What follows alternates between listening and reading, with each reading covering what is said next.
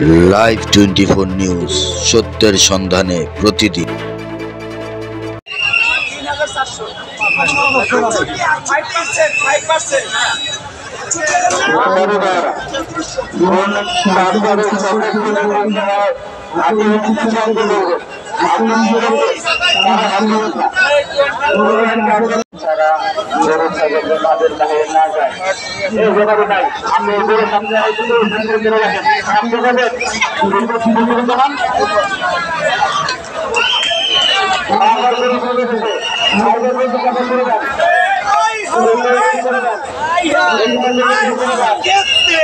আপনাকে ইনশাআল্লাহ প্রতি বছরের চাইতেও এবার আমরা হাট খুব সুন্দর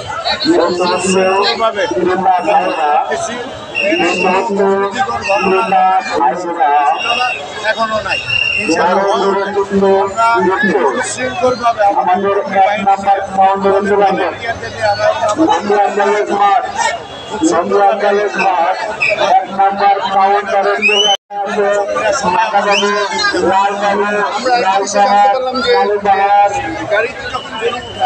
গাড়ি থেকে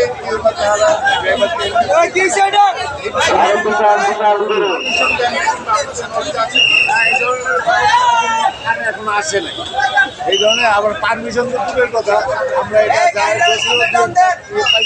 আমরা সাথে সাথে আমরা তারপরে ব্যবস্থা করি। আইন শৃঙ্খলা বাহিনীর কি মানে যে কার্যকলাপ আপনারা কেমন পেয়েছেন? আইন শৃঙ্খলা বাহিনী আমাদের যথেষ্ট সহযোগিতা করছে। কোনো কিছু হয় নাই, আমরা মানুষের ভয়তে বাসে উঠতে দেয়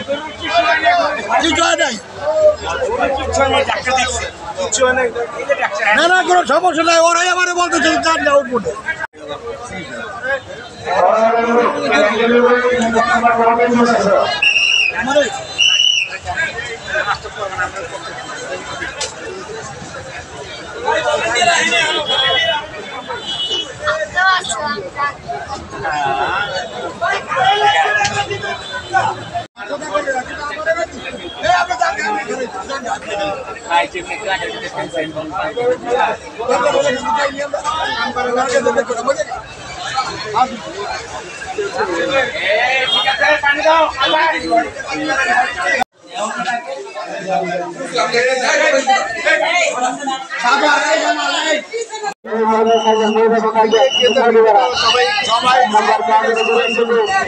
বিশেষ করে সন্তুষ্ট এবার গত আমলে স্বৈরাচারের আমলে তারা যে নির্যাতিত এবং যে অসুবিধার মধ্যে হাত করছে এটা তারা অনেক সন্তুষ্ট এবং আমাদেরকে ধন্যবাদ জানাচ্ছে।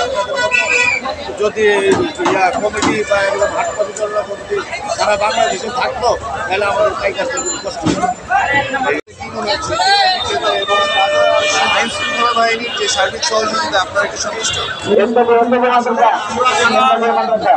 দায়িত্ব রয়েছি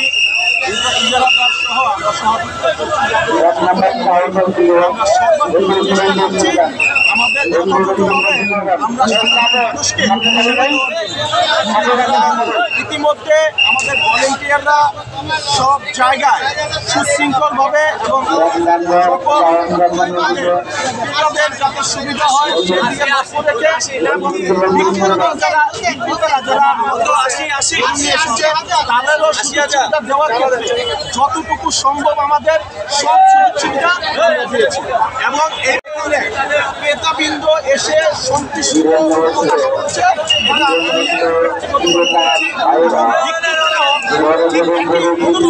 সন্তুষ্ট প্রকাশ করেছে আমাদের কোনো ধরনের বিশৃঙ্খলা হয়নি এবং কোনো ধরনের চাঁদাবাজি তো সম্ভবই না। আমরা নিজস্বভাবে আমরা